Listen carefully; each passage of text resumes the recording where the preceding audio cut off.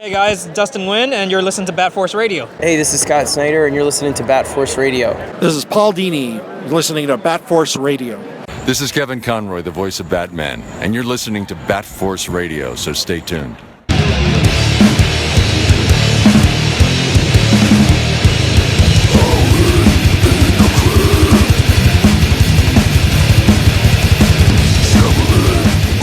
Yeah, man. So, how you doing, dude? Doing all right, man. It's just relaxing, you know. It's a really disgusting snowy day outside here today, so I'm just trying to stay indoors and, keep calm as much as possible. Yeah, so you're kind of fucking stuck inside, huh? Basically snowed in. It looks like I'm gonna be for the next couple days. Oh shit, dude. Well, Yeah. It's not like you had too much of that lately in the last couple of years, so you should be fine. Yeah, it never snows in Rochester. Yeah. And then having to stay inside and not go anywhere, I'm sure that's brand new for you. So, but dude, I'm so stoked to talk to you because I've actually been following you guys. I got into this guy right here via Maggot Stomp, the tape. I think they did the tape, right? Mm-hmm. Yeah, they did. Yeah, so Legions of a Different Kind, Undeath. I should probably intro you and explain who you are for the young kids who might not know. So Alex is my guest from the band Undeath from New York. And if you guys are not aware of the band, I highly suggest you check them out. New album is dropping February. The previous full length is out now, so you can go check it out. What I love about you guys, man, is I was able to catch the roundtable discussion. And you guys mentioned this a bunch, but if you like old school death metal, but you like old school death metal infused with literally tons of influences since those days, that's you guys, Yeah, hell yeah, dude. One thing that I love about I've been spinning the new one, the press advance actually, and what I love about this one, which is similar to the last one, no fucking intros, no fucking nothing, just boom right in your fucking face the whole time. And I'm like, oh my God, like just immediately you get pumped, Yeah. So what I didn't realize that I want to kind of talk about a little bit, the album artwork. I didn't realize Matt, your drummer, he did the art. Yep, he did the art for this one, and he did the art he's done the art for everything we've released, actually. Wow. Yeah. All right, so that's fucking dope. Very nice to have that in-house. How long did this take him to do? This is the cover for the new one. It's Time to Rise from the Grave. If you're only listening, you can't see. Oh man, I mean, a couple months, I think. I know. Yeah, I'm gonna say like 3 or 4 months he was working on that. All right. I mean, his style is so hyper detailed and very very intricate. So I mean, he really labors over these covers. Yeah, dude. When I was looking at the liner notes and I'm like, holy shit, the fucking drummer did this. It made me go back to the first one, and I didn't obviously realize that either. But he did the first one, the full length rather. For this one, for those who may not be able to see it, the cover is of a mountain. It looks like the ruins of some sort of temple. A priest is kind of given some sort of ritual, and his fucking head is exploding after being struck by lightning, and there are some skeletons coming out of the grave. So basically, you're speaking my language. You're hitting all the check boxes. To be honest with you, and what's super dope is that you guys dropped a little Easter egg hint, but on the right corner at the top of the mountain there, that's actually the cave from the last album cover. Mm-hmm. So this is the other perspective, and again, like you mentioned, the hyper realism of the cover art. This one is so sick, dude. Hell yeah, dude. Glad you dig it. Yeah. So what I love about it is, and obviously art can be interpreted in many ways, but what I'm looking at is, the inside of a cave looking out of a mountaintop, and there's some putrid growing, I don't know if it's like trees or fucking growth shit coming out of the inside of this cave. There's dead bodies rotting, and there's a man. He looks like Hank Hill with his white tee and jeans, and he's getting his head fucking chopped off by this being that's growing out of the festering mountain, which is so sick, dude. Like the idea of that is so badass. Hell yeah. Yeah, I mean, it's sort of become a unintentional theme with all of our covers that somebody's enduring some sort of head trauma. It's So I guess in the third one, we're gonna have to come up with some other way for a dude to have his head exploding or something like that. Yeah, you got him chopped. You got him getting his head chopped off. Then you got him exploding. I don't know. Maybe We're gonna have melting. to get creative. Yeah, melting or being eaten or crushed. But yeah, dude, this is I love the theme. So obviously, keep up with it. So the first one link's out. The second one's coming out. How do you feel? I guess the press. We're not supposed to talk about it until Monday. I want to say. So I'm not sure if you've heard any feedback. Have you heard any feedback? At least from the single you have. Yeah, I mean we've got the first single out, which is kind of like the title track off the album. It's called Rise from the Grave. The feedback's been awesome. People, I think it's a little outside of our wheelhouse in terms of the kind of singles that we put out before. It's still 100% death metal, but it's a little bit more like just straightforward in terms of its songwriting. It's like the most verse chorus song we've ever written. So there was a little bit of anxiety leading up to releasing it where we weren't really sure how people were going to react to it. But I mean, people by and large seem really stoked on it. And the feedback and the response has been like pretty overwhelmingly positive so far. So I'm just like really stoked to get the rest of the songs out there and for people to hear the rest of the record. Yeah, man. And like I said, I was listening to it all morning yesterday. I love it's attack, dude. The attack of the songs, like they don't start slow, they don't build, like they just fucking smack you from the start. Which I think that's your sauce that you guys are throwing on there. I love it. Straight to the point, to the business. I really love is it Human Chandelier? Yep. The kind of the guitar that melodic part that kind of goes throughout. I fucking love that part. I'm like, yes, dude, this is because it's unique and it's something that you're throwing in there. Hell yeah, dude. Yeah, man. So it's for the young kids who are not aware of Undeath, go check it out. You're gonna love it. And dude, like I gotta give you props. Like you guys are making moves. The tours you're putting together. This is fucking crazy, dude. Like, yeah, tell me about it. I mean, like, so can you tell me a little bit about like how did you find out this was happening and what were your thoughts leading up to of this kind of like the fact that you got to sit down and chill with Corpsegrinder though, man? Like so tell me about like when did you find out? Who told you? How was this planned? Yeah, man. I mean, I believe Undeath's manager had some. I think he was like the big person behind putting it together, or at least he had some degree of involvement in it that was pretty significant. Yeah, I mean, he let me know like probably 2 or 3 weeks out. He was like, "Hey, I'm thinking about putting together or having you be involved with a like death metal discussion over at Knotfest. Like, is that something you'd be interested in?" And I said, "Sure." And that was kind of all the details he had at the moment. And then, like a week out from the thing actually airing, he was like, "Okay, by the way, it's going to be with Corpsegrinder and Trevor from Black Dahlia and Chase." And then like the reality hit me, and I was like, "Oh fuck!" Like I'm not prepared for this at all. Because I mean, Trevor, I know, like we like Undeath was lucky enough to go out on tour with Black Dahlia last year, so like him and I are buds. He's the man. Chase, I've never met personally, but like we've been like internet friends for a minute, so like I was just gonna be like talking to people I already knew, but then like the addition of Corpsegrinder, like. I mean, like anybody who plays death metal, I feel like he's the godfather, you know? He's the person everybody looks up to in terms of like the shining example of how to operate as a death metal musician. So I was just really, really nervous leading up to it. I can't front. I was like pants shittingly nervous going into that interview. Well, you couldn't tell awesome. by any means. Like you seemed to be comfortable and like I got anxiety like watching you guys talk, just because I just kept thinking in my head like, these dudes are you're all fans, you know what I mean, and you're very open about that. And sitting down with that group was amazing to watch and like fucking so cool to see that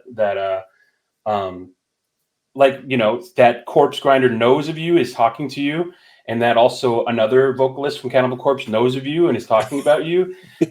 Just like even if you just take that, like Cannibal Corpse fucking knows who I am. Yeah, dude. Yeah. It's crazy. I mean, I like when we started the band, if you had told me like, yeah, you're gonna be on a 4-way interview with Corpsegrinder where you just get to like talk to him about football and stuff, I would have been like, yeah, that's never happening. But so Yeah, the dude. fact that I can say that I did that is just like a tremendous honor. Hell yeah, dude. And for other reasons, it got so much traction on the internet and so many views. A lot of people got to see and hear it, and just like fucking hardcore exposure for you guys, man. That was so awesome to see. So perfectly timed and put together. I think I was talking to Nikki.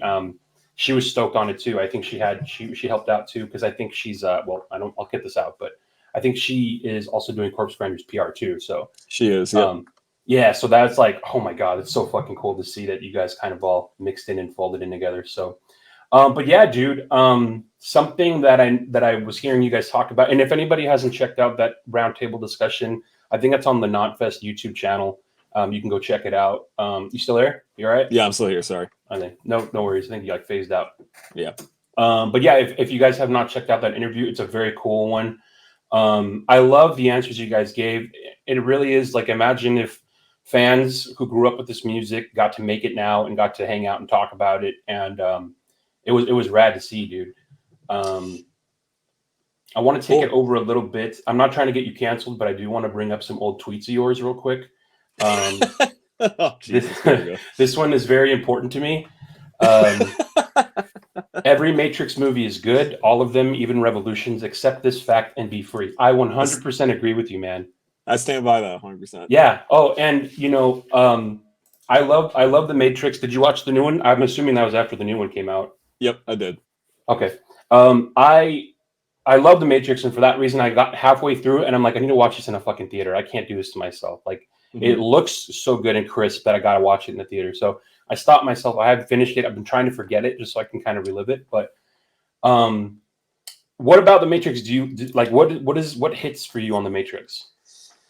I think a lot of it honestly is probably nostalgia, just because I saw the first one and I saw Reloaded when I was really young. I think I was probably like 11 or 12 when I saw both those movies. So they were definitely like some of the first like adult movies I was ever allowed to watch.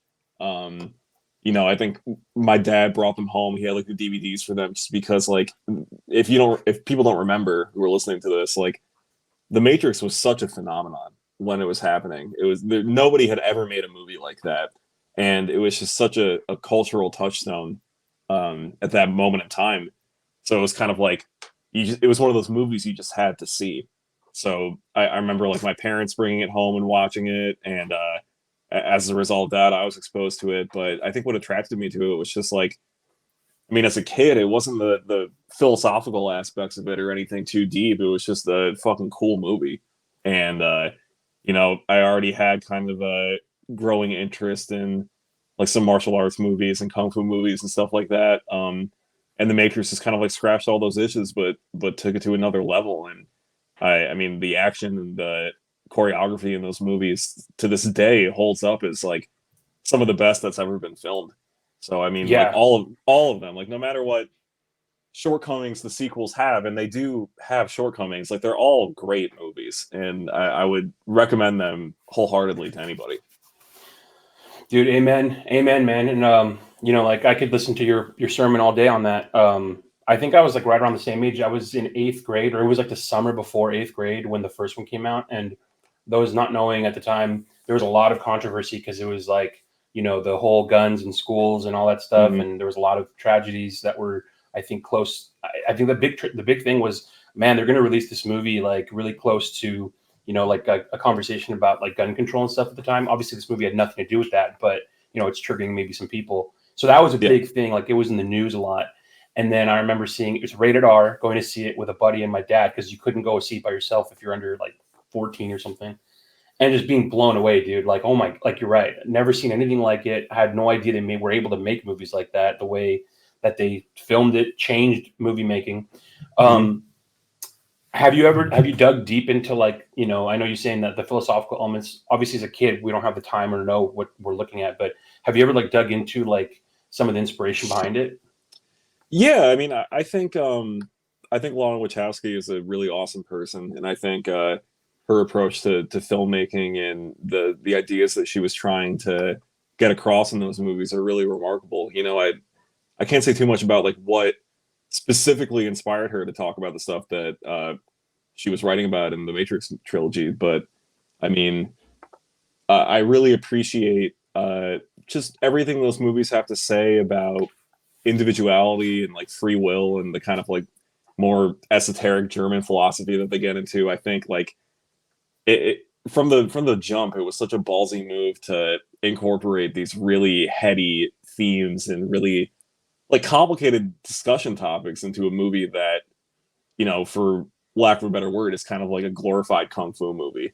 And Yeah. I think, and I mean that with the most respect. Like it's such a loving homage to like the great, like all the Hong Kong classics, and I just think the like her kind of smuggling in these ideas in this movie that like under this kind of veneer of an action movie, which is such an amazing move, and I like will endlessly give her props for doing that. Yeah, dude. I like the way you described that. Like they sell it to you, like that's what I thought as a kid. You're getting into. They sell it to you as a kung fu movie. You show up and you're like, "What the fuck am I watching? Like, what?" And so something that I recently realized this and discovered this because like I'm a big comic book guy, and I had never delved too deep. I knew that it was inspired by it, but the message behind it was kind of lost on me. And I'm not sure if you're familiar with him, Grant Morrison, the comic writer. He's had a couple of shows now come out based off of stuff, but he wrote. So if you don't mind nerding out for a second on The Matrix, because I fucking love it. Fire away. Yeah, dude. So when he was in 1989, he wrote a comic called Batman Arkham Asylum, Serious House and Serious Earth. And that comic was out in comic shops when the 89 Batman movie came out. So everyone went to go see the movie. It was huge. Then everyone's like, I want to go read a Batman comic. Go to the comic shop, and his book is the newest Batman, Joker book. So everyone bought it. And I think at the time he had a deal where he got like $1 per page for every issue sold. So instantly, overnight, he became like a millionaire because of the Batman movie. So then DC is like, hey man, like what do you want to do now? Like, gotta do something else. And he was just like, fuck that. Like, I'm a millionaire. I'm gonna chill. So he straight up he chilled like for a couple of years. He didn't write anything. And he was actually like, he's from Glasgow, Scotland, and he's super into like Eastern philosophy and shit. So he was watching a documentary about this temple in Kathmandu. And the temple's like, the monks that live there believe that if you can ascend to the top of the staircase, which is like 200 steps in one breath, like you'll reach enlightenment. And so he's like, fuck yeah, let's go. He's a millionaire, takes a plane trip to Kathmandu. Him and his buddy, they go up the temple. They're like, all right, I guess we're going to reach enlightenment. That wasn't that hard. And so he says that weekend while he's in the hotel in Kathmandu that these three beings of metallic light came to him and abducted his soul and took him out of his body, and he had an outer body experience, which he claims the people took him out into the universe, or the beings took him into the universe, and they asked him, what do you want to know? And he's like, I want to know the meaning of life. Like, I want to know, like, where do we come from? Why are we here? What is humanity? So they take him to this, I guess, like the Andromeda galaxy. I think he said he took him to some galaxy, and they're like, this is where life started. This is where humanity started. He's like, okay. And then they're like, the meaning of life is this reality is fake. This reality is 3D reality, is a garden. It's a fake reality that you're having a physical experience. You live and you die, and whatever you learn in this reality, you take with you to like the higher levels and planes and shit. And like that's where like Buddhists and other people believe you got to do that so many times before you learn, reach enlightenment, or whatever. So he's like having this fucking experience, and he's like, dude, I'm going crazy. This isn't happening. And they tell him, now that you know this, you have to go back and tell as many people as you can. And he's like, how the fuck am I going to do that? And so they send him back to his body, and he just had this he's like, am I fucking going crazy? What's going on? So he's like, all right, well, I'm a comic book writer. I'll write a comic book about it. So he wrote this comic called The Invisibles.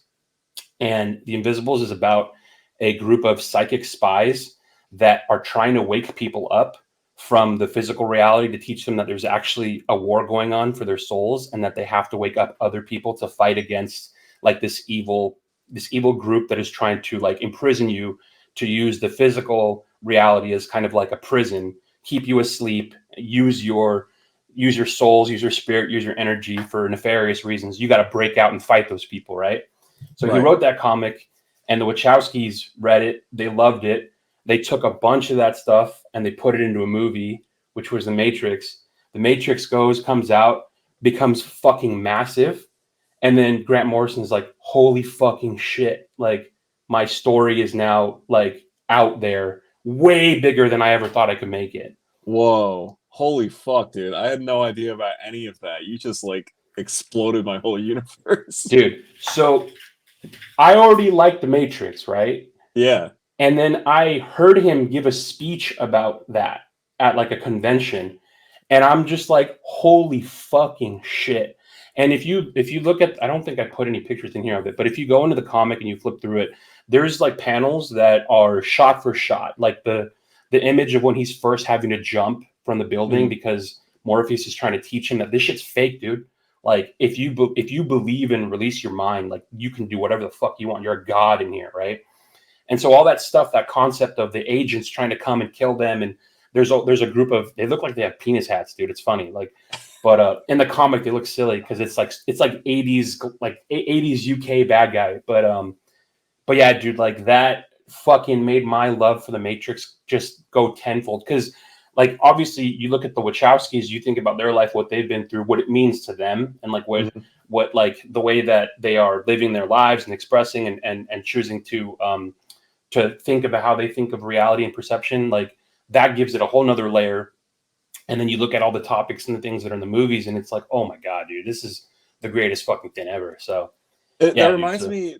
I mean, yeah, I didn't think I could have any more appreciation for those movies than I already did, but now I absolutely do. so thank you for that. But I mean, that also reminds me of I mean, I gotta be honest, like, I'm not, my world of comics is way more steeped in like Japanese stuff. Like, I'm definitely like a manga and like anime guy. Nice. But like I am familiar with some stuff, and I was listening to an interview with Alan Moore. Oh yeah.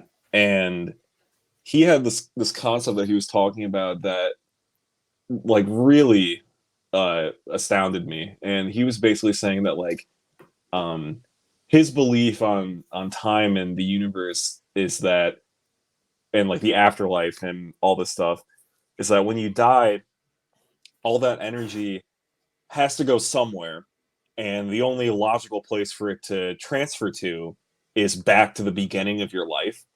So your ultimate goal in your existence should be to live like as fully and as gently and as kindly as possible, because when you die, you're just going to start back at the beginning of your life, and you're basically going to be trapped in this eternal, well, trapped sounds negative, but you're basically going to be locked in this kind of eternal loop where you're just returning to the beginning of your existence over and over and over.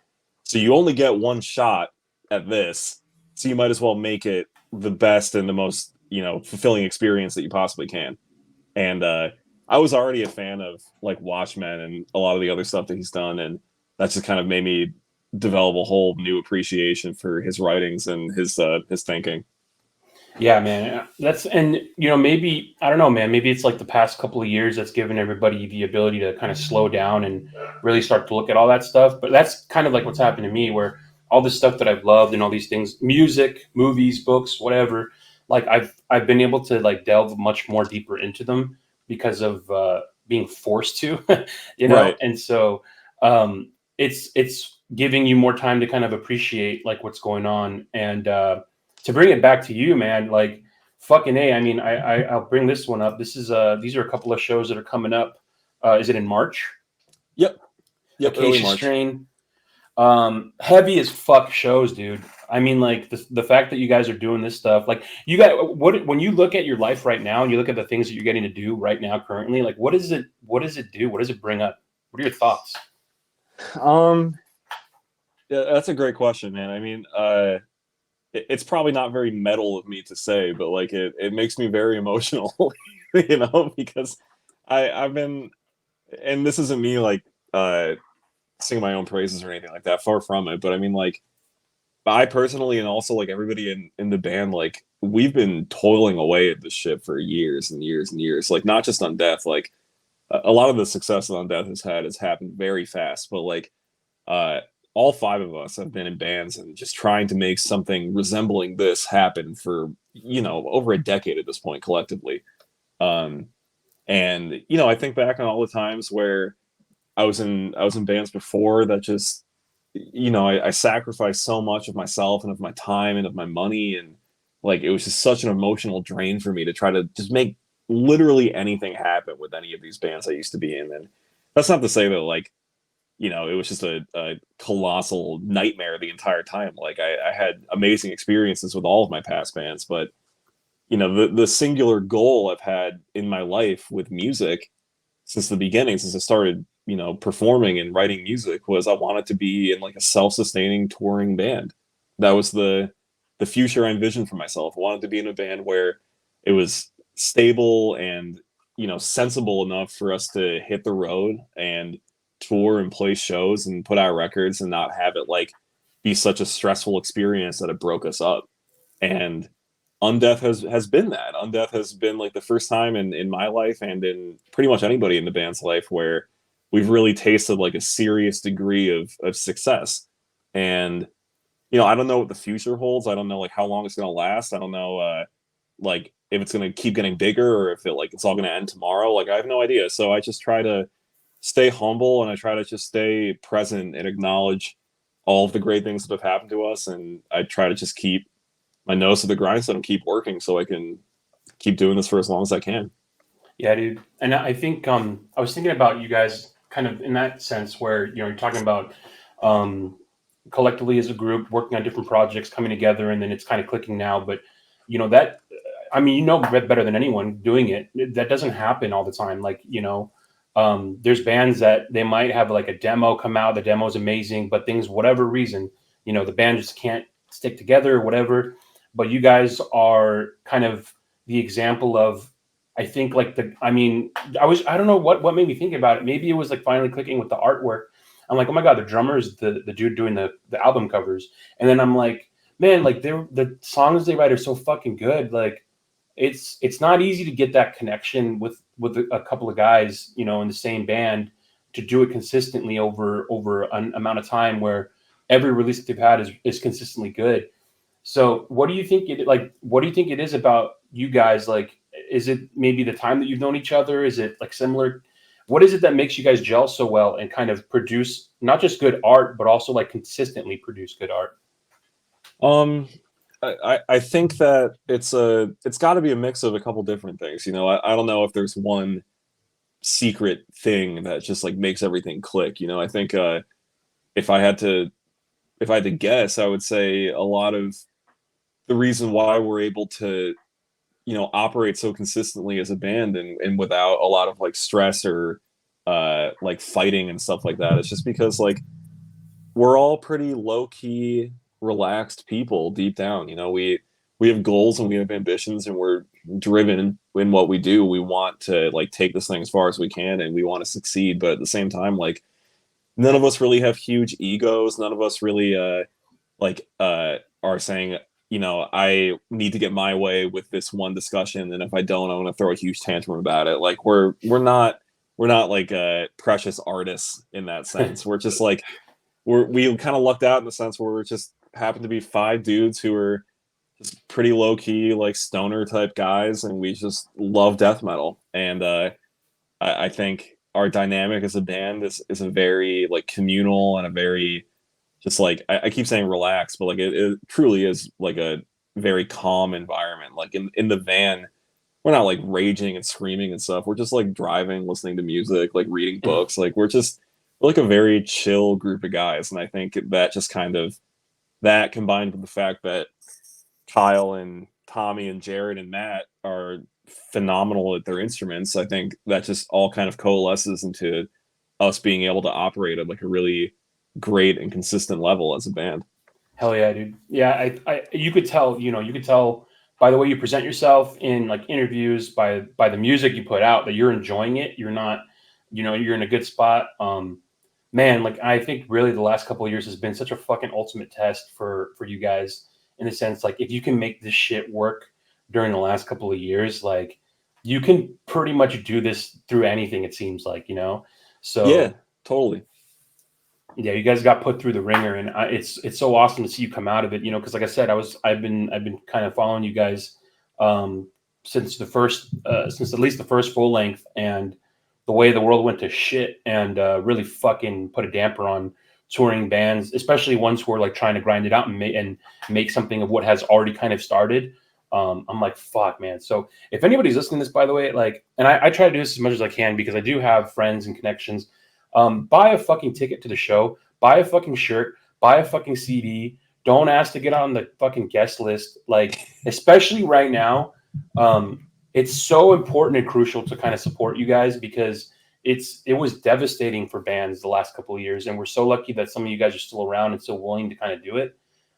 So I fucking hate hearing like people get hounded and like you guys getting like hit up for guest list dude, just fucking buy a $20 ticket, you know, and just buy the fucking ticket, get a fucking CD, like just support the band, you know? So, that's a really big... Thank you for saying that, man. I really appreciate that. Yeah. And you know, and a lot of you guys are really nice, man. Like, you know, especially, because we're all fans, you're all fans, and you know, you want to help people out. You want to like hook people up. And so a lot of you guys don't say no. And you say, you know, you do a lot more favors than you probably need to. And like, people need to cut that shit out, you know? Yeah, and man, it's, I mean, like what you're saying is 100% true. And I mean, I'm a nice guy. Like sometimes I feel like I'm too nice for my own good with shit like that. Like I'll give somebody a free record or CD or shirt like any day of the week. Like I really don't give a shit. But like, just on this topic, I mean, it's funny that you bring that up because I was really recently listening to an interview with, I believe it was a dude from the band Pyrexia. They're like a Long Island death metal band. Yeah, brutal death. So good. Like Love just it. one of the New York death metal greats. And I'm pretty sure it was the dude from Pyrexia. But anyway, he was saying that he used to just like give shirts away on tour all the time when you know they were selling shirts for $20 and people would be like, "Oh, I only have 5," and he'd be like, "All right, whatever." And then somebody came up to him and was in another band and was like, "No, you know, your shirts are $20. You're gonna sell them for $20. If they're really a fan of your band, they'll find a way to pony up $20 to support you." Mm-hmm. And that's something I need to remind myself all the time. It's like it's okay, you know, like you can charge money for things because that's how you're gonna get from city to city. Right. That's how you're gonna fucking eat, dude. Right. Like, and I think people don't realize that. Like, it's not like you guys are out there selling shirts because you have just this magical factory of shit that gets made. Like, you're selling that shit to make the money back that you've already spent to get them fucking made. So, like, merch at the show from the band directly, from my understanding, is probably the best way to support a band. You know, get the ticket, go to the show. 1,000%. Yeah, and that's the best way. If you see them posting on their social media links for merch drops, you know, exclusive merch, especially, that shit's not cheap. They made it special, so you gotta, you know, support them. So that's the best way I think to support a band. I don't know how much time I have with you. I don't want to keep you for too long. I want to respect your time. You're good, bro. Yeah, let me. I want to bring up another old tweet. Hopefully, you don't get canceled over this one. But this is a story that you gave. So I saw Henry Rollins drinking coffee alone at the Atlanta airport. I said, "What's up? I'm a huge fan." And then I wished I had my War LP for him to sign. He went, "What? You don't always carry it with you?" And I gaped at him like an idiot. He laughed and said, "I'm just joking, son." Dude, you got nice guy Henry Rollins. Like, I felt very fortunate.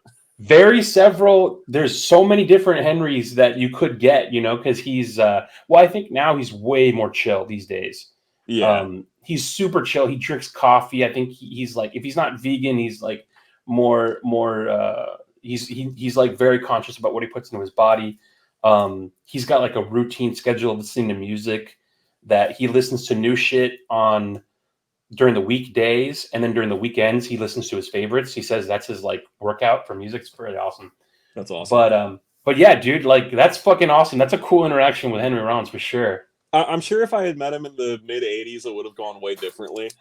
So I feel very lucky that went down the way that it did. I mean, I was fucking starstruck. So I'm like very grateful that he didn't just scream at me. Yeah, dude. When I was at the airport once, I saw Rancid going through security, and Lars was that's how I recognized him. Lars was all tatted out. I'm like, oh my God. And, you know, I was like debating for like 30 minutes whether to say anything. Finally, like once we both got into security and I said hi and I'm a fan, they fucking were the nicest guys.